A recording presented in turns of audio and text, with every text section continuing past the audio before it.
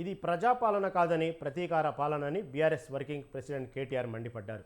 తెలంగాణలో లేని ఫ్యాక్షన్ సంస్కృతిని మంత్రి జూపల్లి కృష్ణారావు కొల్లాపూర్ ప్రాంతానికి తీసుకొచ్చారని, సీఎం రేవంత్ రెడ్డి ఆయనను వెంటనే బర్తరఫ్ చేయాలని డిమాండ్ చేశారు. చిన్నంబావి మండలం లక్ష్మీపల్లి గ్రామంలో హత్యకు గురైన శ్రీధర్ రెడ్డి కుటుంబాన్ని ఆయన పరామర్శించారు. తమ పార్టీ నాయకుడి హత్యకు ప్రభుత్వం, మంత్రి జూపల్లి కృష్ణారావు బాధ్యత వహించాలన్నారు. ఇవాళ ముఖ్యంగా కొల్లాపూర్ నుంచి ఎమ్మెల్యేగా గెలిచి ఈరోజు మంత్రిగా ఉన్న జూపల్లి కృష్ణారావు గారే తీసుకోవాలి. ఎందుకంటే ఇది మొదటి హత్య కాదు కొల్లాపూర్లో. ఈ ప్రభుత్వం వచ్చినాక పేరుకేమో ప్రజాపాలన, కానీ చేస్తున్నది ప్రతీకార పాలన. ప్రతీకారంతో రగిలిపోతూ ఎన్నికల్లో తనకు వత్తాసు ఎవరెవరు పలకలేదో వారి మీద ప్రతీకారం తీర్చుకునే దిక్కుమాలిన పాలన ఇది కాంగ్రెస్ పాలన.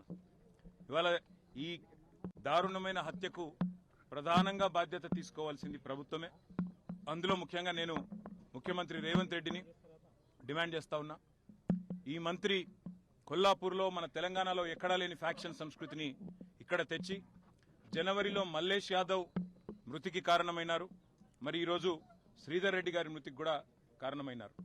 ఒకటే నియోజకవర్గంలో 4 నెలల వ్యవధిలో 2 హత్యలు జరిగినాయంటే మరి మంత్రి గారి ప్రోద్బలం లేకుండా, మంత్రి గారి ప్రమేయం లేకుండా, ఆయన